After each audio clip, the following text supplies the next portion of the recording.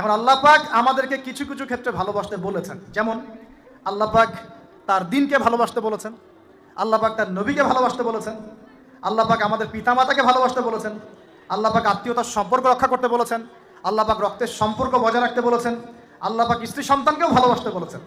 আল্লাহ পাক কিন্তু তার রাস্তায় জানমাল ব্যয় করে আল্লাহর পথে দাওয়াত এবং জিহাদ করতে বলেছেন।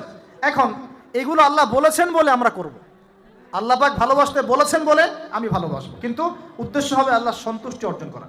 আমি কেন আমার মাকে ভালোবাসি? বিকজ আমার মায়ের পায়ের নিচে আমার জান্নাত, আল্লাহ ভালোবাসতে বলেছেন তাই বাসি।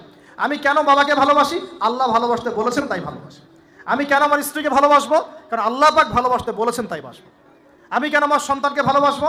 আল্লাহ পাক বলেছেন নেককার সন্তান আমার জন্য ওসিলা হবে, এজন্য ভালোবাসবো। আল্লাহ পাক আমাকে বলেছেন নবীকে ভালোবাসতে, আমি নবীকে ভালোবাসবো। আল্লাহ পাক যে বিষয়গুলোকে ভালোবাসতে বলেছেন আমরা অবশ্যই ভালোবাসবো ইনশাআল্লাহ।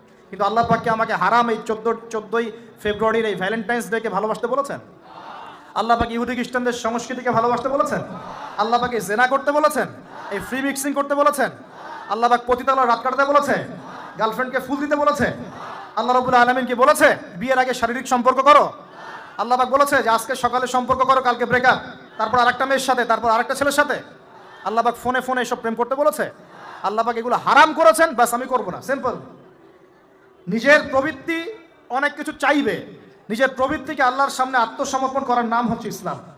মন যাচাই তা করা যাবে না। কেন? কারণ আমি কারাগারের জীবনে বসে আছি, কারাগারের মধ্যে মন যাচাই তাই করা যাবে না। এই কাজগুলো কখন করব? আমি বিয়ে শাদী করার পরে করব।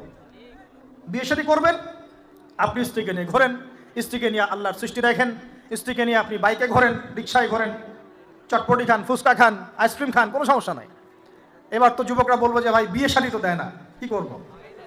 আমি পরামর্শ দিচ্ছি বড় ভাই হিসেবে, প্রথমে হালাল রিজিকের সোর্স করতে হবে।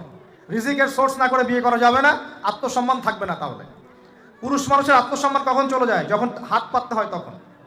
যখন আপনি রিজিকের সোর্স তৈরি করেছেন, আপনি স্বাবলম্বী, আপনি মাশাআল্লাহ মাসে 10-20-30 হাজার টাকা আর্ন করেন বা 1 লাখ 2 লাখ টাকা আর্ন করেন, আলহামদুলিল্লাহ, কারো কাছে হাত পাততে হয় না, সবাই দেখবেন আপনাকে সম্মান দিবে। যখন আপনার অন্যের কাছে হাত পাততে হবে তখন দেখবেন স্ত্রীও সম্মান করছে না। তো এই জন্য ডিগনিটি আগে, ডিগনিটি ফার্স্ট। আপনার ডিগনিটি অর্জন করতে হলে একটা হালাল উপার্জনের সোর্স লাগবে, এক। তারপরে পিতামাতাকে বোঝানোর চেষ্টা করবেন। যদি কাউকে পছন্দ করেও থাকেন, না দেখেই বা শুনে যে হ্যাঁ ওখানে একজন দিনদার মেয়ে ইত্যাদি, তাহলে পারিবারিকভাবে বিয়ের প্রস্তাব পাঠাবেন, নিজে পণ্ডিতি করতে যাবেন না, পারিবারিকভাবে পাঠাবেন। যদি রাজি হয় আলহামদুলিল্লাহ, রাজি না হলে কি নিজে নিয়ে পালাই যাবেন? এই কাজ করতে যাবেন না। ইস্তেখারা করবেন। কি করবেন? ইস্তেখারা। 2 রাকাত নফল নামাজ পড়ে আল্লাহর কাছে দোয়া করবেন। হিসনুল মুসলিম বইটা কিনবেন, ওখানে দেখবেন ইস্তেখারার দোয়া আছে। ইস্তেখারা মানে হচ্ছে আল্লাহর সাথে পরামর্শ করা। আল্লাহ আমি এই কাজটা করতে যাচ্ছি, যদি কাজটা আমার জন্য ভালো হয়, আমার দুনিয়া আখিরাতের জন্য ভালো হয়, আল্লাহ কাজটাকে তুমি সহজ করে দাও, আল্লাহ কাজটার মধ্যে বরকত দান করে দাও। আর যদি এই কাজটা দুনিয়া আখিরাতের জন্য খারাপ হয়, আল্লাহ তুমি কাজটাকে সরায় দাও, আমাকেও কাজটা থেকে সরায় দাও। এটা হচ্ছে ইস্তেখারা। এই দোয়া বেশি বেশি করলে ইনশাআল্লাহ আল্লাহর পক্ষ থেকেই ফয়সালা হবে।